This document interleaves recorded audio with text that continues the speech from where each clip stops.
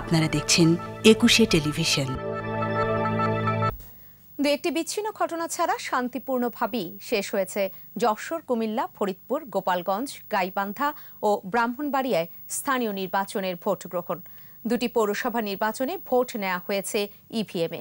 এদিকে যশোরে নির্বাচনী সংঘর্ষে এক যুবক নিহত হন, আর কুমিল্লায় ভোট কেন্দ্রে সহিংসতায় আহত হয়েছেন 4 সাংবাদিক। প্রতিনিধিদের সহায়তায় জানাচ্ছেন মুশফিকা নাজনীন।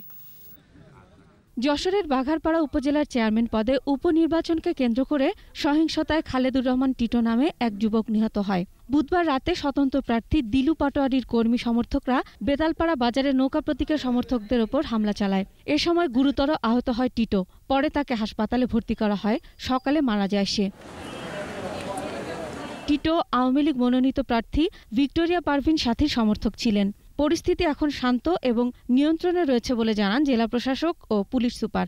আমরা কোথাও কোনো খারাপ কিছু দেখিনি, কেউ আমাদের কাছে কোনো অভিযোগও করেনি এবং আমরা একটি শান্তিপূর্ণ, সুষ্ঠু, অবাধ নির্বাচন হচ্ছে। সুষ্ঠু, অবাধ এবং নিরপেক্ষ নির্বাচনের জন্য যতটুকু করণীয় এবং নির্বাচন কমিশন থেকে আমরা যেভাবে আদিষ্ট হয়েছি, আমরা সেই কাজটা আমরা মনে হয় আমরা করতে পেরেছি।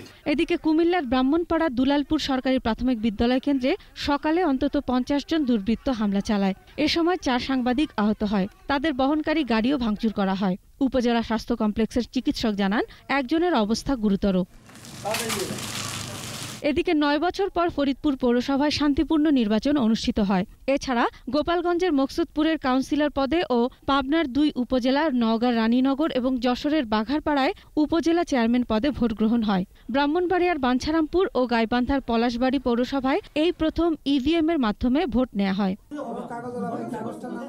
মাসুম আলিসা, ২১শে টেলিভিশন।